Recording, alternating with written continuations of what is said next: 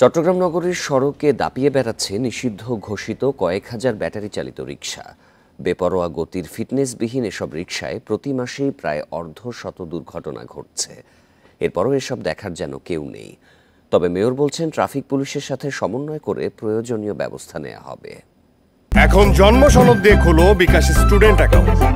নিজের বিকাশ নিজে কর। চট্টগ্রামের চন্দনপুরা জানে আলম ধোবাস সড়ক এটি। কোনো ধরনের নিয়ম না মেনে এভাবে উল্টো পথে বেপরোয়া গতিতে চলছে ব্যাটারি চালিত রিকশা। এছাড়া চকবাজার, কালামিয়া বাজার, বদ্দারহাট এলাকাতে চলছে অন্তত ৫,০০০ রিকশা। এসব রিকশার নেই কোনো বৈধ কাগজপত্র। চালকদের বেশিরভাগই বয়সে কিশোর হওয়ায় প্রায় নিয়ন্ত্রণ হারিয়ে ঘটছে দুর্ঘটনা। ট্রেনিং নাই, তারা সিগন্যাল কি সেটা বুঝে না। আপনি নিজেই দেখেন আমার পেছন দিয়ে তারা এই উল্টো পথে কিন্তু যাচ্ছে এই গাড়িগুলো। প্রায় সময় অনেক জামও লেগে থাকে, একটার সাথে একটা তারা কম্পিটিশন দেয়।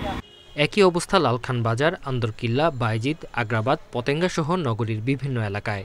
এসব রিকশা নিয়ন্ত্রণে বিশেষ পদক্ষেপ নেওয়ার দাবি স্থানীয়দের। মালিক পক্ষকে সেক্ষেত্রে সরকার একটা রেজিস্ট্রেশন আওতায় নিয়ে আসতে পারে। এই গাড়িগুলো রেজিস্ট্রেশনের আওতায় আনলে হবে কি, কোনো বিপদ আপদ, কোনো সমস্যা সুবিধা হলে সেটা মালিক পক্ষকে সরাসরি পানিশমেন্ট দিতে পারবে বা ফাইনের আওতায় আনতে পারবে। পুলিশ বলছে, অবৈধ রিকশার বিরুদ্ধে নানা সময় অভিযান চালান তারা, কিন্তু সংখ্যায় বেশি হয় নিয়ন্ত্রণে আনা যাচ্ছে না। গাড়ি যখন নিয়ে ধরে আমাদের ফোর্স দিয়ে পাঠিয়ে দিয়ে পথিমধ্যে তারা ধরে অনেক সময় আমাদের সেই লোকের উপর আক্রমণ করে সেই ছিনিয়ে নেয়। এরকম নানাবিধ ঘটনা ঘটে। তার পরেও আমরা এই ব্যাটারি রিকশা বিরুদ্ধে যে আমাদের অভিযান এটা ধরা, সেগুলো কিন্তু আমরা চালিয়ে যাচ্ছি।